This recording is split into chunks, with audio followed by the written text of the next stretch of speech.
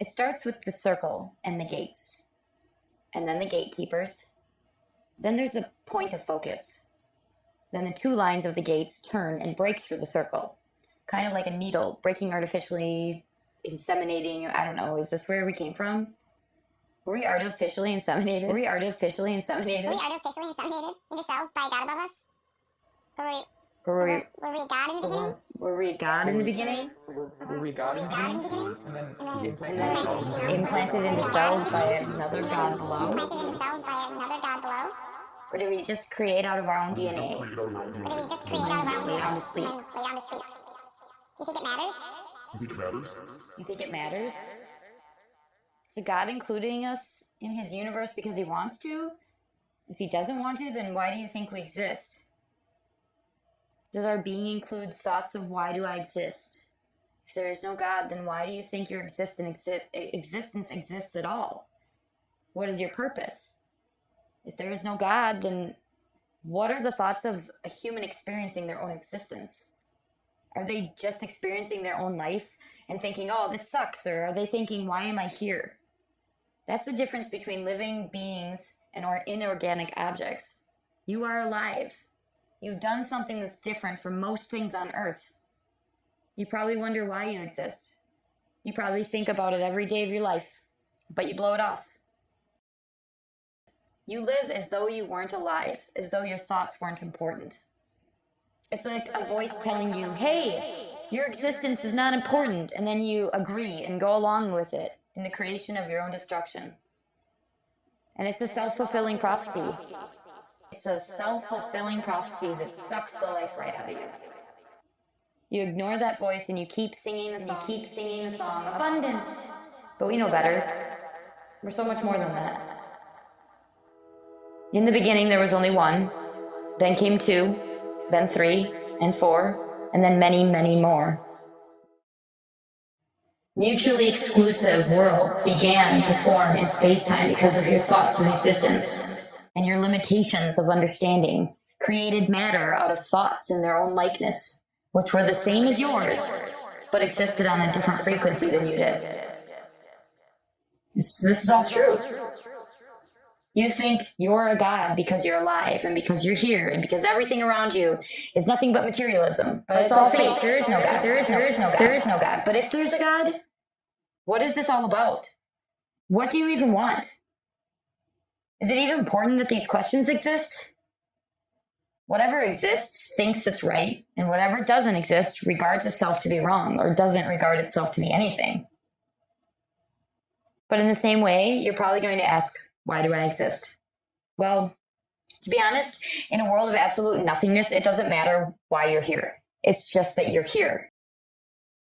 You see?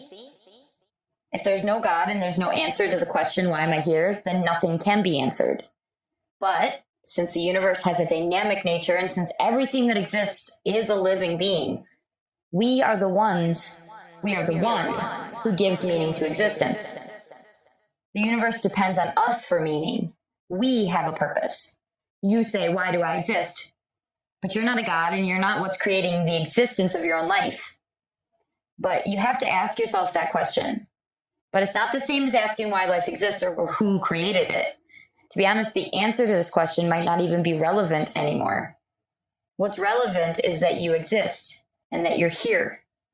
You're here, and you better wake up to what it means to be alive and what it means to be human. I hope my message spreads, but I doubt it will. Most people are too afraid of the truth. The truth hurts.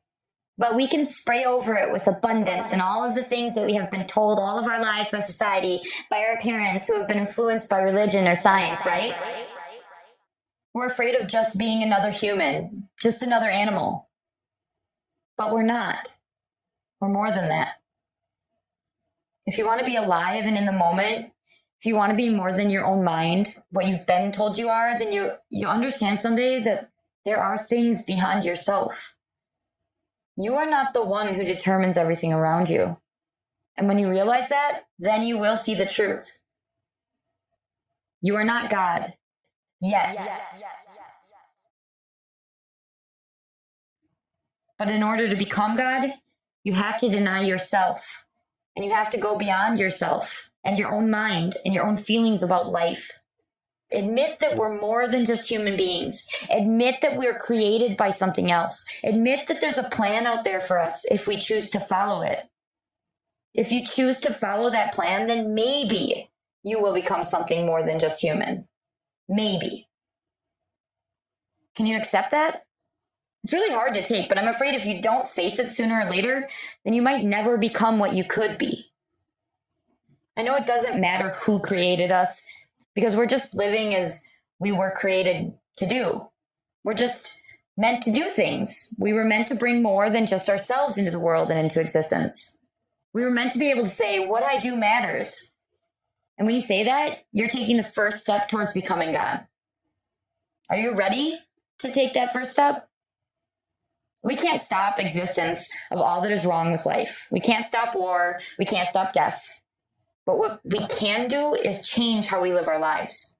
There are things out there, but we choose not to see them because they're scary. But what if it's not scary? What if there's something out there protecting us from ourselves?